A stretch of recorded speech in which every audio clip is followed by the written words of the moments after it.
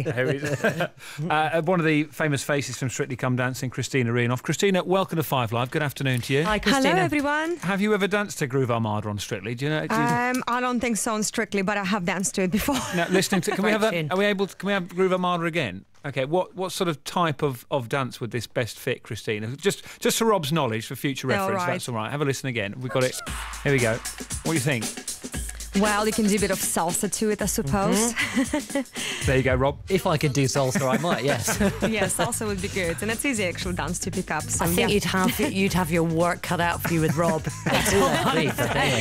Listen, I taught John Sargent how to dance. I think I can handle it. There you go, Rob. First time you've ever been compared to John Sargent. Absolutely. Possibly not the last. Thank you very much indeed. It's Kristina Rihanoff on Five Live.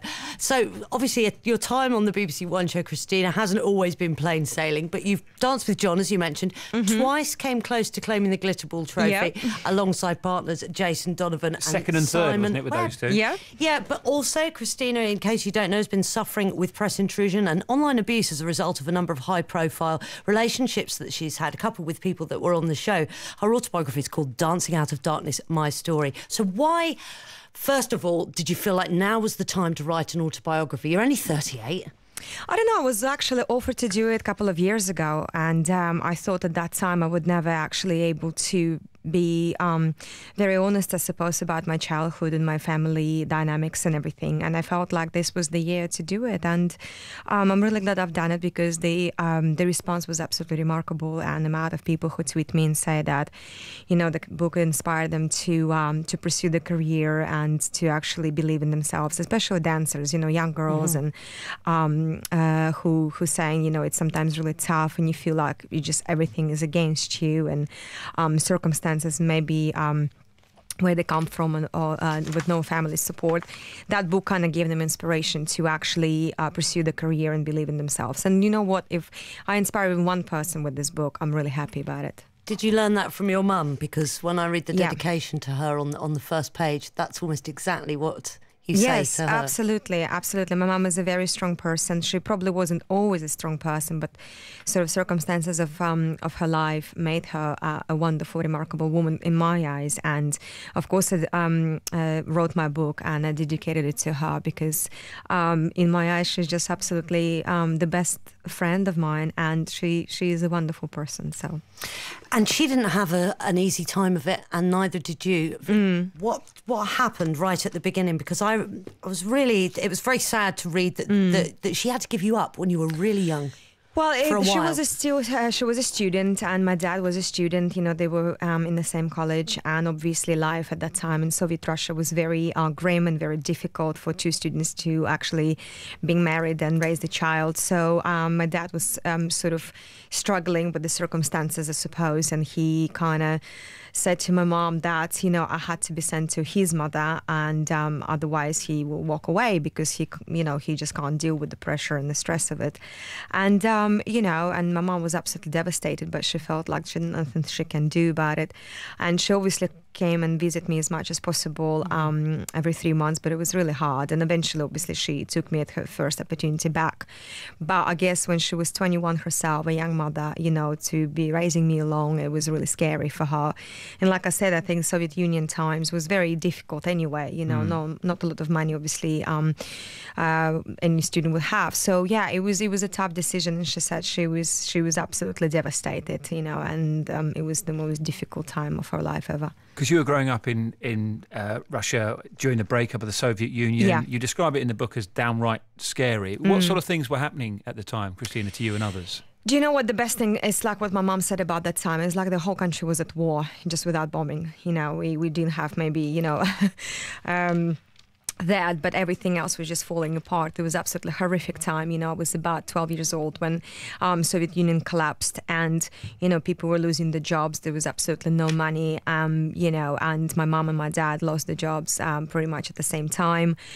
You know, it was just so dark, because you know, you had some sort of belief, some sort of ism, communism, socialism, and everything was completely torn apart. It was broken to pieces and said this no longer exists, and everything we believed, the whole country believed for 70 years, no longer exists. And for adults it was difficult to deal with this, because nothing sort of replaced that ism. Nothing came right instead of it. It was a chaos. It was absolutely, the whole country was in a mess. And but more difficult it was, I think, for my generation, because we sort of, we were teenagers, and we all of a sudden don't have anything to believe in. We don't have anyone to guide us where to go. And luckily for me, because I was so heavily involved in dancing already at that time, I was traveling constantly with my dance teachers and my dance club, around the country, competing and performing and so on. It did affect me on my sort of family side, because obviously I saw my mom and dad suffering, and stuff like that. But in my own little world, it was actually okay, because I was very busy. I loved dancing, and that was my sort of, a happy place, my survival, my dance school. Yeah, I mean, you wrote about living in Russia in the 1980s, talking about being in primary school and there being a picture of Lenin at the front of the class, and the maps on the walls only showing the Soviet Union for the first few years that you were at school, and the reciting of the oath. So then perestroika comes when you're a young teenager, and it just must have been shattering. And also, lots of people who were formerly thought they were all kind of friends and on the same wavelength, having a lot of mistrust with each other, I would imagine, as well. Well, exactly. And the thing is, I think it's affected the teenagers, sort of the most, because when they don't have any sort of stability around them, they're so easily groomed, by gangs and so on. So what I saw actually happening is my friends going into sort of the wrong side of the wrong road, trying to belong somewhere somehow, and belonging to these groups or gangs, let's say, and shortly going into drugs and gun. Crime and everything. So that was awful to see. That was awful to. Did dancing save you from that? Do you think you could have gone down that road? 100%, because I was so much, like I said, in my sort of competitive career at that time. And our dance teachers, they were amazing with us, because they kept us all focused on the right thing, on the positive thing. And we just were sort of kind of happy within our own little group. And the dancing competition was still going and stuff like that. So we were still performing a lot. And I think that's definitely was the best thing what could have happened to me, and any other friends of mine at that time who actually had some kind of passion, but for others, unfortunately, it was not such a good ending. Kristina, what do you think of Russia now? Because I think it's probably safe to say that, particularly in the West, politically, it doesn't have the highest opinion in the West of what's happening in Russia at the moment. But does it feel like a country which is so different to the Russia that you grew up in, or the Soviet Union you grew up in? I mean, it's very hard for me to comment, because I don't live in Russia for 15 years by now. So the only thing I can really tell you is what my mom is telling me, about Russia. When I go back, I'll go back obviously to my hometown, Vladivostok, which is very east of Russia. And on the Pacific side, we have same border with China. We're close to Japan. So all sort of Asian countries, and we have a very solid, strong relationships with them, and a lot of businesses and so on. So my town is actually quite different. It's a very different vibe, because it's a seaport and it's a very international city. It's not very big. It's about 1 million people living there, but it's different from Moscow, different from St. Petersburg, totally different from central part of Russia. So I don't know. When I go there, I usually go back in August, because it's really warm. You can enjoy the beautiful seaside and everything. I enjoy my time though. So I miss my friends and my family, and I enjoy just sort of, being in my sort of, how would I say, sort of in my culture, again. But to kind of come in a political regime, it's quite difficult for me, because, like I said, I don't live there anymore. And everything I read and everything I hear obviously isn't very complimentary at the moment anyway.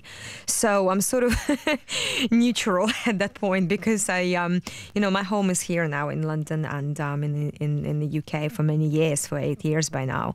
But I do miss Russia. I miss people. I miss that warmth, from being home, being surrounded by my family and my friends. And, they obviously know me before the whole kind of Strictly Come Dancing happened, Limelight and everything. So for them, I'm just, my mom's daughter and everything, and but I must say it's a very hard life. It maybe it got a little bit better, you know, but it's still very difficult, you know. I mean, I still send money to my family, to my mom, because I know I have to support them and I want to support them. You know, I'm very lucky and grateful for the job I have. But I do not know how others survive still in Russia, you know, like people with normal sort of wages, like teachers and doctors and so on. I mean, I really don't know. Because you were earning more than they did in a year, in a few weeks. They're both engineers, a profession which you would imagine would be very well paid, certainly would be over here at this time. But while this was all happening, while the collapse of the Soviet Union was happening, your mother was becoming a fully fledged alcoholic and your father left you both. So it couldn't have been any more difficult for you. Yes, I described it all in my book, because my mom was at the absolutely breaking point, because at that time she lost her own mother, my grandmother, to ovarian cancer, and she was diagnosed with that at stage 4. So it was point of no return, basically. So my mom kept it sort of quiet from all of us for a year. You know, she was going to the hospital, looking after her, you know, cooking for her every day and everything. She was trying to kind of tell all of us she's just, you know, having sort of some illness and everything, but she didn't reveal to me, you know, at that time that it was cancer and it was terminal and everything. So it was really tough. You know, she lost her mother, she lost her job, and obviously, you know, my dad left as well. So all of that basically made absolutely the worst impact possible, you know, and she turned to alcohol. Like a lot of things unfortunately happen in Russia, you know, people do turn to alcohol, and not only in Russia, I'm sure it's all the same around the world. So it was a very, very hard time for her. And obviously, you know, at that time, being a teenager, I didn't really understand how much she was hurt and really sort of drowning, you know, in her sorrows and her sort of pain in every single way, you know, because she has me to raise. She didn't know how she's going to do it. There is no money. There is no husband to help. There is no one to actually take her to the doctors and say, listen, you have to get some help, which would anyone who, you know, love another person would do, you know, and offer help and so on. So it was tough. It was very tough. But like I said, why the book is dedicated to my mom, because even through all of that horrific time, you know, she got help. You know, she got better and she got back on her feet. And after that, she got another second education, and she basically completely changed her life around. And like I said, you know, just raised from ashes. And to me, this is a wonderful story in its own already. Is that part of the reason why you wrote the book, Kristina? I can hear you getting a bit emotional when you talk about it, because you know that relationship with your mum is obviously a very precious one, and it means so much to you still. Of course it does. And I think, you know, what I wanted to write in this book, that, you know, the life can get really bad and really dark. You know, it can be at the breaking point when you feel like there is nothing more you can do or give. But I think with the right support and with people who care for you, you can actually turn the whole thing around. And I think at that time it was the right thing for me to do, to bring everyone else on board, my granddad, her you know, sister, you know, all her best friends, to tell her, listen, you've got to get some help. And she did that. And obviously, like I said, she completely changed her life around. And, you know, I'm so proud of her, and I know she's proud of me, and we do have a very special relationship as a mother and daughter. But I think also in this book, it kind of shows that, you know what, those single mothers who's raising the children, they really can do anything in this life, you know. They're absolutely incredible people who for them, nothing is impossible. You know, they will do anything and everything to raise the children, and we all know for single mothers more difficult than anyone else in this world. But you know, I think that book was definitely sort of my dedication, not just to my mum, but to all other mums like that. And that's the great thing, isn't it? Is, you know, people will see you on the television every Saturday and every weekend, dancing around in sequins, doing what you do best. But there's a fascinating story behind all that, and it's you know, we're very thankful that you're willing to tell it to us on 5 Live this afternoon. Kristina Rihanoff is going to be with us until 3. Kristina, we're getting loads of questions about Strictly, about the sequins as well. So we'll get into that over the course of the next half hour. You're listening to Kristina Rihanoff on 5 Live. We're going to pause for a moment for the news and sport. On digital, online, smart.